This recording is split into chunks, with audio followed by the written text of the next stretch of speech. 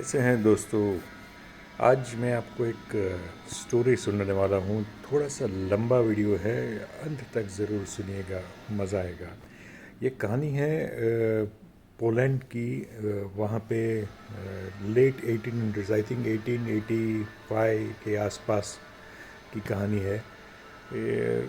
एक लड़की थी by the name of Marie Curie. तो पोलैंड, उस ज़माने के पोलैंड में रशिया का कंट्रोल था और रशिया ही सब कुछ एकदम कंट्रोल्ड एनवायरनमेंट में होता था। तो वहाँ पे एक्चुअली फीमेल्स को उस ज़माने में भी, वहाँ पे वेस्टर्न कंट्रीज़ में भी उतनी कुछ लिबरेशन या फ्रीडम नहीं था। तो ये जो लड़की थी मैरी, उसको बहुत पढ़ने का शौक़ था और उसको लगा कि मैं डॉक्टर बनना चाहती हूँ, लेकिन उनकी फैमिली तो एकदम पुअर थी। तो वो तो हो नहीं सकता था पोलैंड में बैठ के। तो उन्होंने सोचा, उनकी एक बहन थी, तो उस बहन ने, मेरे ख्याल से कुछ बी से कुछ नाम था, याद नहीं आ रहा है, बट वो बहन के साथ उसने एक समझौता किया, some sort of an agreement, कि she will be working as a governance, nanny जो बोलते हैं, with a family in Poland only, which was around 60 kilometers away from the city of Warsaw, जहाँ पे वो रहती थी। तो वहाँ पे एक बहुत ही वेल्दी फैमिली थी। उन्होंने वहाँ पे एक गवर्नेंस की जॉब ले ली और इस जॉब में से जो भी उसको पैसे मिलते थे वो अपनी बहन को देती थी। उनकी बहन को बोला कि आप डॉक्टर बनो, अगर आप डॉक्टर बन जाओ तो वंस जो डॉक्टर्स के आपको जॉब मिलेगी, उस जॉब में से आप मुझे डॉक्टर बनने के लिए फंडिंग देना और सब हेल्प करना। दोनों ने एग्रीमेंट हो गया दोनों में।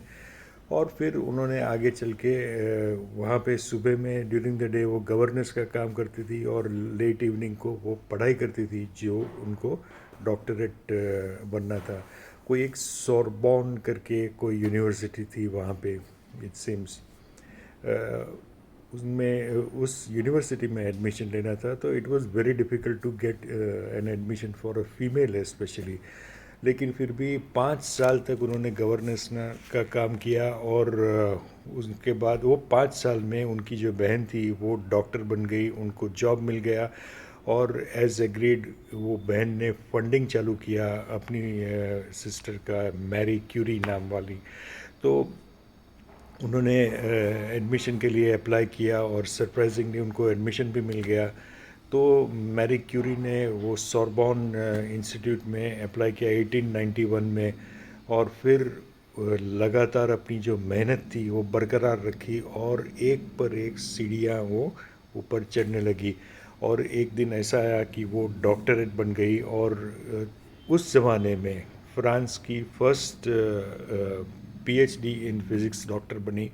और उनके बाद she was the first woman at that time to be awarded a Nobel Prize. What an inspiring story it is, you know, friends, कि कहाँ से कहाँ तक। एक आप सोचिए, पोलैंड में किसी खोपचे में रहती थी वो, वहाँ से लेकर नोबेल प्राइज़ तक क्या जर्नी रहेगी। Perseverance, persistence, consistency, discipline, never give up attitude, that is what can help you in life. So लगे रहिए जो भी आपको करना है वहाँ पे, एंड आप एक दिन वहाँ ज़रूर पहुँचेंगे, कामयाबी आपको हासिल ही होगी।